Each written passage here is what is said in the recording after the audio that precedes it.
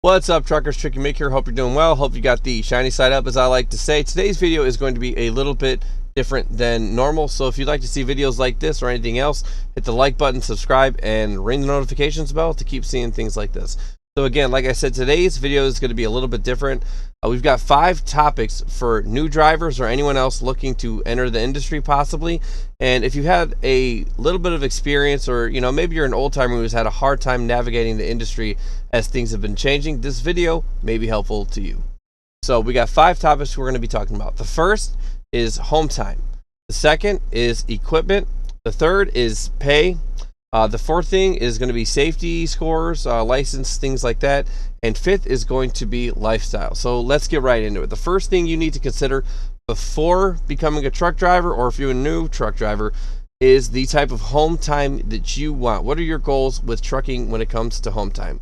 Would you like to be a local driver who's home every night or out a couple times a week, a regional driver who's out 2 to 3 days a week at a time, or a true dedicated over-the-road driver who is out 1, 2, sometimes even the entire year instead of a few weeks? So as for me, I've done local, regional, and over-the-road, and depending on what you're hauling, sometimes the pay is a little better, a little bit worse, but overall there's not a huge difference in pay between local drivers and over the road. So that's something to consider. And if you're wanting to be local, regional, or over the road, something you should also consider is parking. If you have a local truck job, you're not always going to have a company that has a terminal located near you. They're just going to have trucks available and expect you to find somewhere to park. Now, the same thing goes with regional and over the road, but as you're going to be outside of the town most of the time anyways, you'll probably be able to find parking a little bit easier than most local drivers in a big city. But I think the second thing that you need to consider before becoming a truck driver, or if you're looking for a new truck job, is the equipment quality, maintenance, age. So what I mean by that is, do you want to be driving a brand new truck or an older truck? Now, that's the age part there, but when it comes to the quality part, just because a truck is only 2 years old doesn't necessarily mean it has been maintained well or is of high quality. There are a huge amount of variations between the cheapest and most expensive trucks, as well as the different type of trucks that you're going to be driving, whether that be a day cab, sleeper, or one of the super sleepers that's basically like a condo inside. So now, again, when we're talking about equipment maintenance, something that you need to consider is pre-trip inspections. Is this a company where people have been doing the pre-trips? Do you see out in the yard that a lot of the tires are kind of lower, or maybe some of the lights are popped out on trailers? Are any of the trucks sagging as they're sitting because the airbags are leaking? And there's a lot of warning signs of potential problems when we're doing our pre-trips and things like that too. Is the truck starting to pull to one side? Is it losing power going uphill and it didn't used to? And you need to understand that preventative maintenance is one of the only ways to keep that truck rolling and going, to keep you making money more than anything else. If that truck breaks down, sometimes you're going to be out a day, sometimes you're going to be out a week, and sometimes we'll have to put you in another truck so that one can wait on parts to get fixed if it's something severe. So the third thing that we're going to be talking about is pay / the type of work that you want to be doing. And there's a couple of different types of pay, and there's even some companies that do combination pay. So the first type of pay that most companies are familiar with, or most drivers are familiar with, is going to be the per mile form of pay.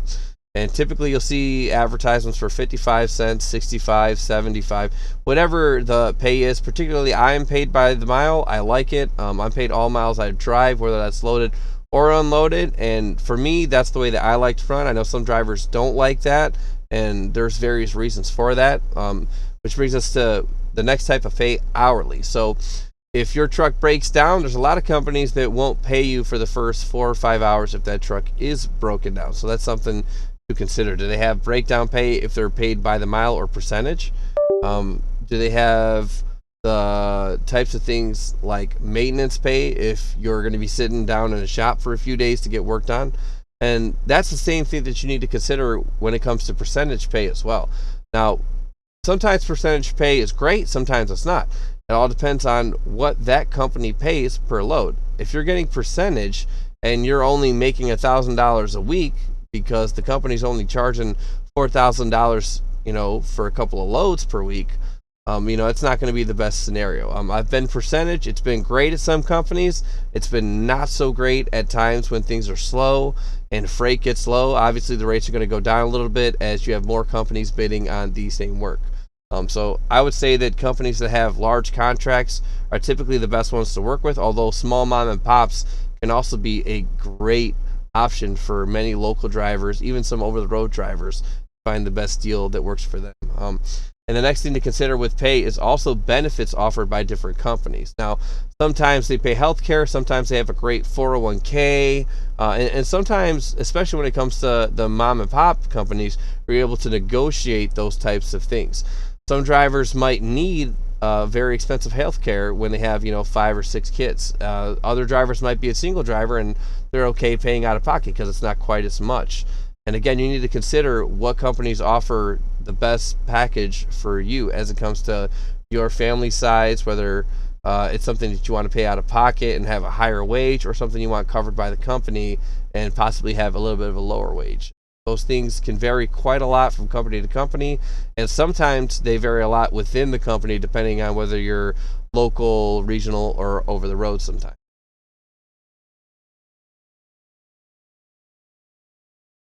So the fourth topic that you need to consider before becoming a truck driver or looking at a new company more specifically is the safety scores for those companies. It's called the Compliance, Safety, and Accountability Score.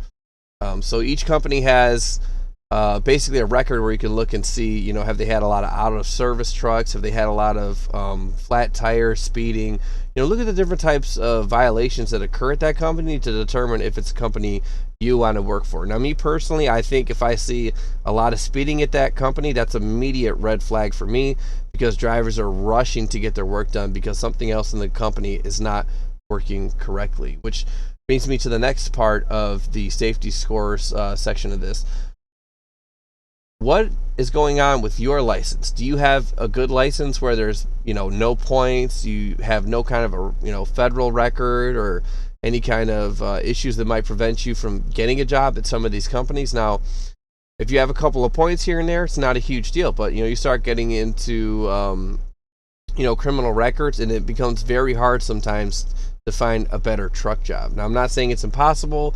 There are some good companies out there where you might be able to find a job at, but again, keeping your record clean and being able to, maybe go across the border or have a TWIC card and go onto the port is going to open up a lot more opportunities to you as well, which is something to think about, when you're trying to get into the trucking industry. If you do have a bad record, it's not going to be an industry that looks at you favorably, and it's going to be a lot harder for you to find a good truck job, and you may be taken advantage of in the long run. So, and as a driver, you also have a score. So these companies are able to look at you and see, this person has had speeding tickets in a semi truck quite a few times. So that's something to think about as well. A few bad tickets in the semi truck could not only end your career in truck, it might lose your CDL entirely, so you can't go to another company. So speaking of companies, the fifth thing we need to talk about is what company do you keep around you? And what I mean by that is, what is your lifestyle when it comes to trucking? Do you like to be home every day with your family? Do you like to hang out with friends? Do you like to work out? There's things that you just cannot do on the road every single day, or you're going to have to do them a little bit differently than you would do if you were at home every day. Whether that's extended periods of driving, you've got a lot of fatigue when you're spending long hours on the road, sometimes a 14-hour day, or if things change bad with the weather with adverse driving, you might be looking at a 16-hour day. Staying healthy with diet and exercise is a lot harder on the road. Finding ways to avoid depression, like entertainment, whether that's video games, watching movies, or hanging out with friends at the truck stop. There's a lot of different ways to make sure that you're successful as a truck driver. And I hope that this video has been helpful to you to be successful as a truck driver. If you're a new one, if you've been in here for 10 years, 20 years, or getting ready to retire. So again, the 5 topics we talked about, is home time, equipment, pay, type of work, your safety scores, and the lifestyle of a truck driver. So I'm Tricky Mick. Have a great day and keep on rolling.